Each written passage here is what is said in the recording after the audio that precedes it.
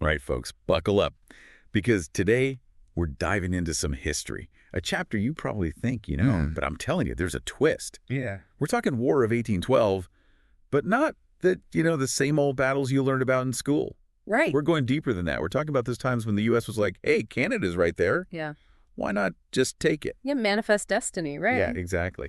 And spoiler alert, it did not go well. It went so badly. Hilariously wrong. Hilariously wrong. So, to set the scene, it's 1812. The U.S. declares war on Britain. Feeling good. Feeling powerful, feeling expansionist. They're ready to flex those muscles. You know what I mean? Oh, yeah. Ambitions were running high. They wanted to weaken Britain, grab some land, grab some resources. It seemed like a pretty logical move at the time. Yeah, it seemed like a total no-brainer, you know?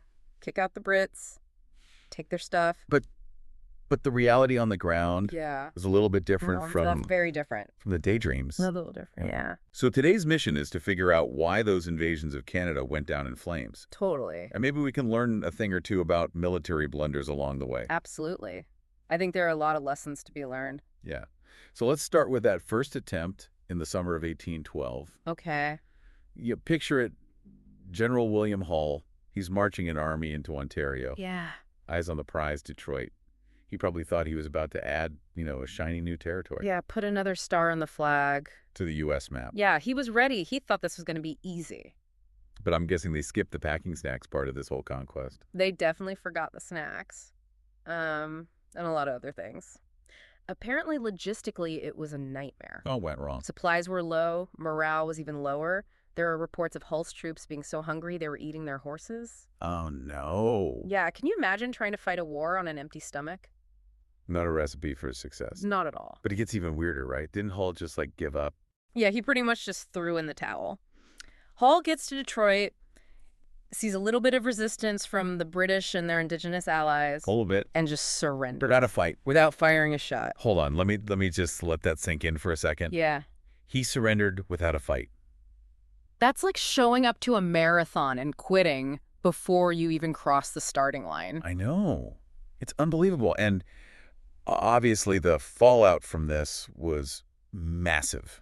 I can imagine. Huge shock and embarrassment back in the U.S. It gave the British control of Detroit, basically shut down the invasion before it could even get going. Strike one. Strike one. But you think they learned their lesson? You would think, right? Spoiler alert. Nope. Nope. So next up, we're heading over to the Niagara region for the Battle of Queenston Heights. All right. This is October 1812. Did they at least pack sandwiches this time? Maybe they packed a few granola bars. Okay. I don't know if they learned their lesson about logistics, but this one actually started a little more promising for the U.S.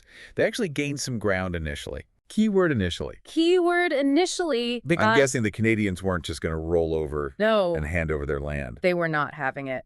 The British forces, the Canadian militias, and their Indigenous allies were ready to go. Oh, yeah. They knew the land, they had the support of the locals, and they pushed back hard.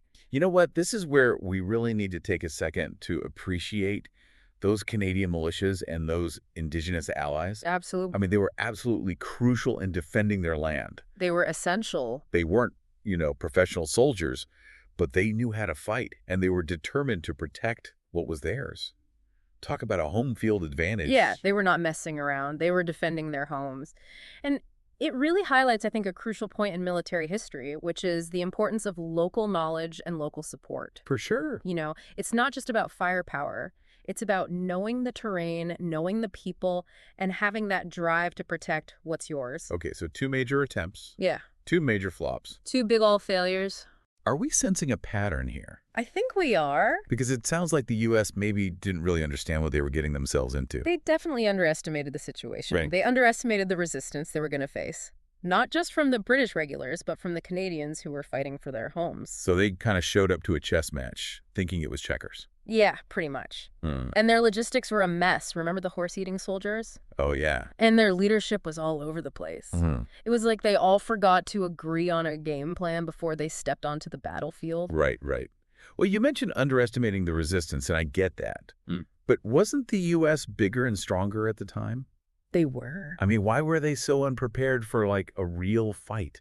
That's a great question. And I think it gets to the heart of why these invasions failed. The U.S. leadership just assumed that conquering Canada would be a walk in the park. Like a cakewalk. Yeah, a cakewalk. They thought Canadians would welcome them as liberators, the British would crumble, and the whole thing would be over in a few weeks.